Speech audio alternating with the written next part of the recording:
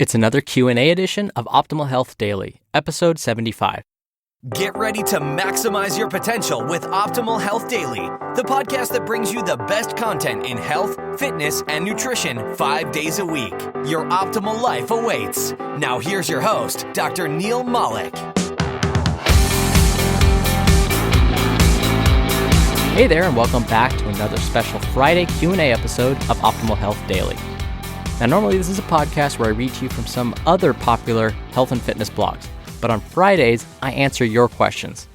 Now, if you want to send one in, it's really easy. Just visit oldpodcast.com and look for the red bar along the side that says Ask a Health Question.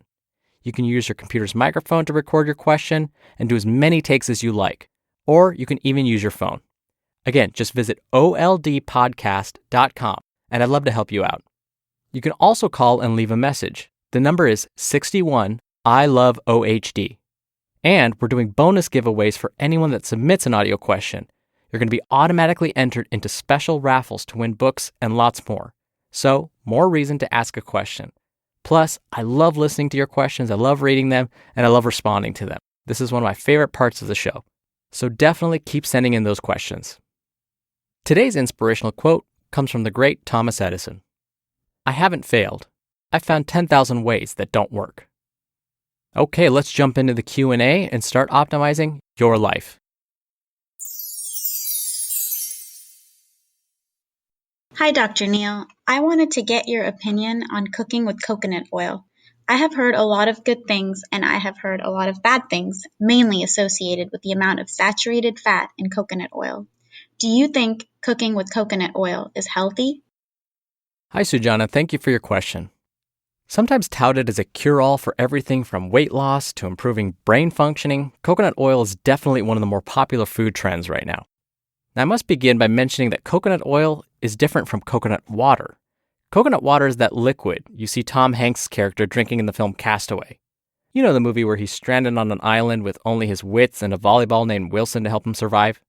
When you see him finally crack open that coconut water is the liquid that comes pouring out. Coconut oil, on the other hand, is made by pressing the fat from the white fruit or meat on the inside of the coconut.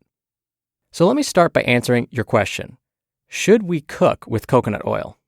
There are definitely some oils we would want to use for cooking at high temperatures, and others we would more want to use for like a finishing oil. Basically those that should be used when placing the finishing touches on your dish or for things like oil-based salad dressings. Which oil should be used and for what depends on something called its smoke point. Smoke point, just like it sounds, refers to the temperature at which the oil, when heated, will begin to produce smoke. When we're heating oils, we don't want it to reach the smoke point. First, it could start a fire. But when the oil starts smoking, the chemistry has changed. Now, there are more harmful products in the oil, these things called free radicals, that will actually increase risk for certain diseases. Now, what we know is that some oils can handle higher temperatures than others. Or, put another way, they have a higher smoke point. Those oils with a higher smoke point are the ones we typically want to use when stir frying, pan frying, deep frying, or when cooking at higher temperatures. Let me give you an example. Here in the States, one of our biggest holidays is right around the corner, Thanksgiving. For those that don't know, this holiday comes around every year on the third Thursday of November. This is the day where basically every household in America consumes turkey. Even vegetarian and vegans partake. Well, their bird of choice is called tofurkey usually. It's basically tofu that's been flavored to taste like turkey and is often molded into the shape of a turkey roll.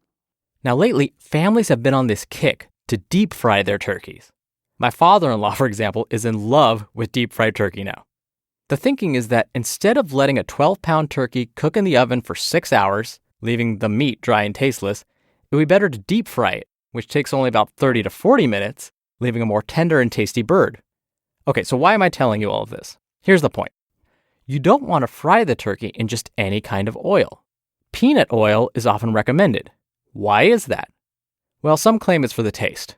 While that does have something to do with it, there's another more important reason. Can you guess? You probably guessed correctly. It has a high smoke point, which means you can heat peanut oil to deep frying temperatures, which is about 375 degrees Fahrenheit or about 190 degrees centigrade, and it won't get to that smoke point. the oil remains very stable, even under high heat. In fact, some peanut oils, depending on the brand and the type of processing it went through, can stay stable up to temperatures of 440 degrees Fahrenheit or 230 degrees centigrade. Remember, this is a good thing because if it remains stable, we won't see that increased free radical production. If we were to try and deep fry a turkey with unrefined olive oil, for example, it wouldn't work. It would reach its smoke point at about 320 degrees Fahrenheit or 160 degrees centigrade, well below frying temperatures. So is coconut oil stable under high temperatures like peanut oil? Now, it can vary by brand and how it was processed, but on average, coconut oil will reach its smoke point at about 350 degrees Fahrenheit or 180 degrees centigrade. We typically bake foods in ovens at these temperatures. Now, this is pretty good, but notice this is not nearly as high as the smoke point of peanut oil. Stir-frying or pan-frying foods usually requires a temperature of about 375 degrees Fahrenheit or 190 degrees centigrade. So it's possible that using coconut oil for these methods may not be the best option. If you want to know the smoke point of your favorite oils, go to our website, oldpodcast.com. I'll be sure to post a helpful guide that shows you the smoke points of commonly used oils. You may be asking yourself, are there any health benefits to consuming coconut oil? Coconut oil is made up of mostly saturated fat. While scientists still debate whether saturated fat is something that we should avoid or whether it's okay, we want to err on the safe side. This is because some studies have found it may increase our risk for certain diseases like heart disease and stroke. But do saturated fats from plant-based sources cause the same harm as saturated fats from animal sources like red meat? Well, we don't know for sure. Coconut oil also contains lots of medium-chain triglycerides, abbreviated MCT. If you've ever heard of MCT oil, this is what they're referring to, medium-chain triglycerides. Some researchers have found that these medium-chain triglycerides are treated differently by the body, meaning they may affect our blood cholesterol levels differently. In fact, when examining the relationship between coconut oil and health, some have found that coconut oil may increase our HDL cholesterol, often called our good cholesterol. But what you don't hear is that it also raises your LDL cholesterol, or bad cholesterol too. Now, if it raises your good and bad cholesterol at the same time, wouldn't that cancel each other out? Not necessarily. I wish it were that simple. Okay, so what's the bottom line? Cooking with coconut oil is probably better than using butter or lard, but I would still recommend using unsaturated plant-based oils more often. These are the vegetable oils or oils that come from nuts. Yes, peanut oil is actually a good choice. We have a fairly good idea based on lots and lots of good research that these oils will likely reduce disease risk. So I would recommend using coconut oil in moderation and when cooking at lower temperatures. Thank you again for the question, Sujana. And if you have a question that you'd like to send in, it's really easy and totally free to do it. Just come by oldpodcast.com and look for the Ask a Question button. From there, it'll walk you through the process. It's super simple. And again, we do have special raffles for those of you that send in an audio question.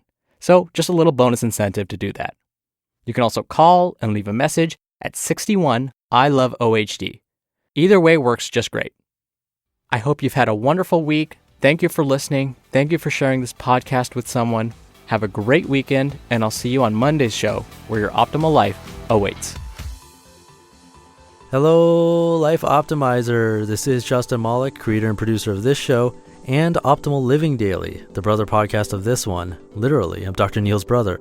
If you like the format of this show, you'll love Optimal Living Daily too, where I also read to you from blogs, but cover other topics like personal development, finance, and minimalism from bloggers like Derek Sivers, The Minimalists, Zen Habits, and many more. So for more amazing content read to you for free, come subscribe to Optimal Living Daily too, and together we'll optimize your life. You've been listening to Optimal Health Daily.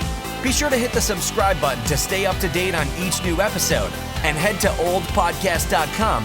That's oldpodcast.com for a free gift, as well as more actionable tips and resources to help you maximize your potential. Thanks for joining us, and remember, your optimal life awaits.